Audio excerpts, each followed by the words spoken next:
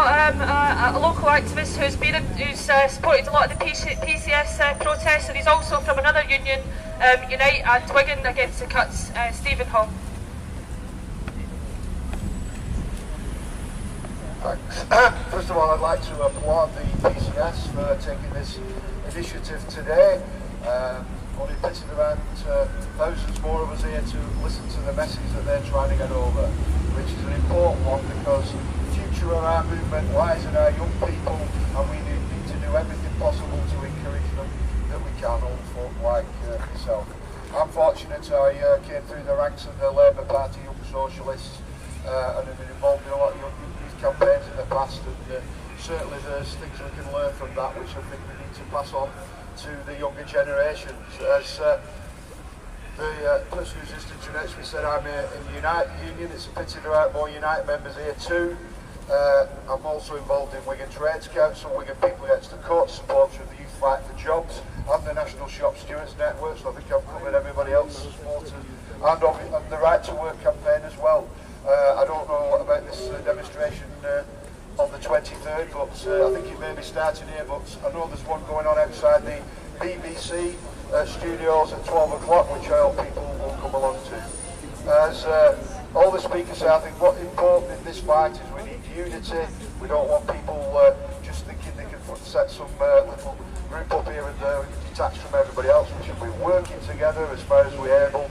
That includes everybody, not just on the left, but also involved in the Labour Party and the unions.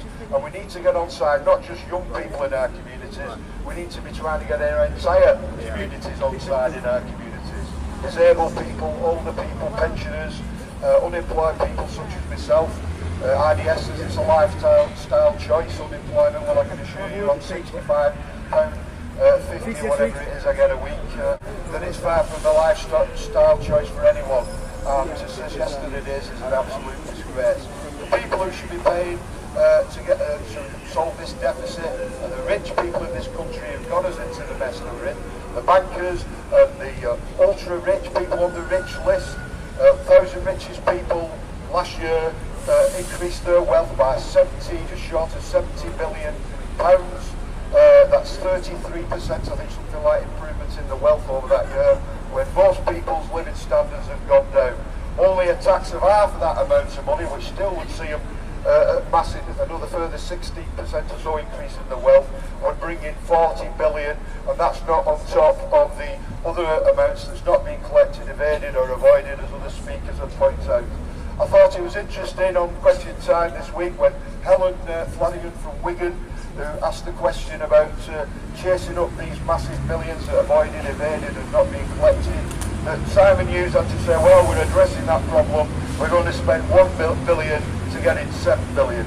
I was wondering what happened to the other 113 billion that we need to be getting off these people who can afford it and really should be the ones who are paying and not ordinary people. So on that point I'd like to once again applaud the PCS and the young members, Jane Warburton in particular, for organising this, and hope we can have similar events of this kind all over the Northwest in the near future.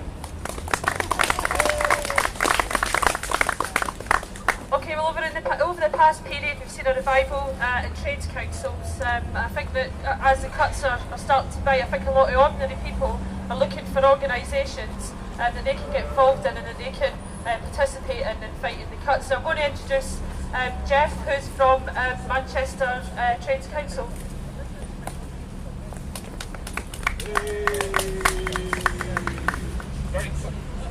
Very quickly, first of all, thanks very much, and secondly, congratulations to PCS for organising this event.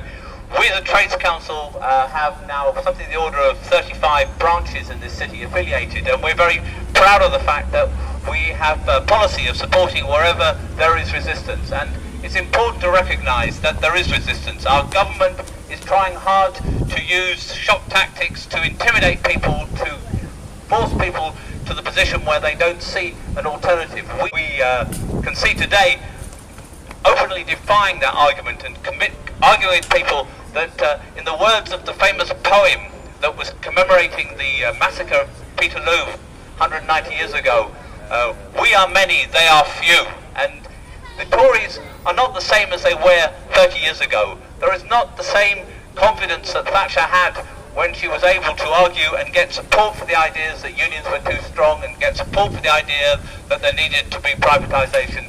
Today people see that privatisation is a con, that it makes the rich richer, that it undermines the National Health Service. People see that the trade unions are actually important in order defending working class peoples and their living standards.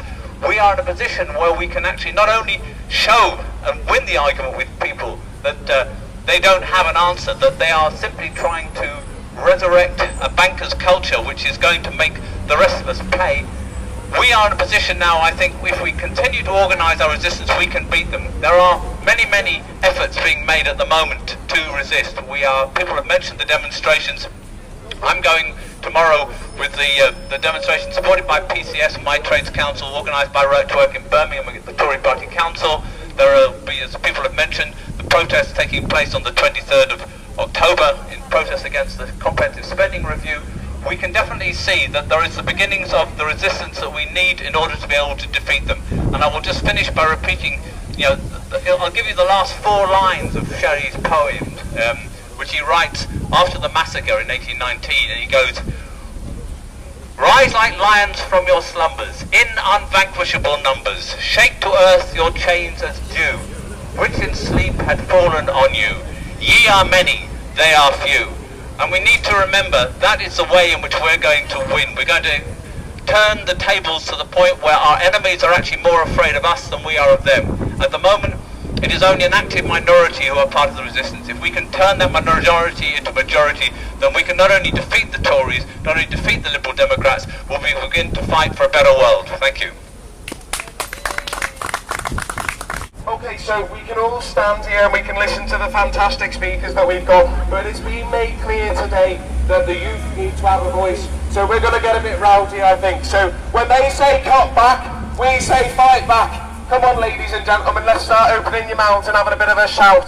When they say cut back, we say fight back. When they say cut back, we say fight back. When they say cut back, we say fight back. When they say cut back, we say fight back. Cut back. Fight back. Cut back. Fight back. No ifs, no buts, no public sector cuts. No ifs, no buts. No public sector cuts. Come on, use it, it's a Saturday afternoon.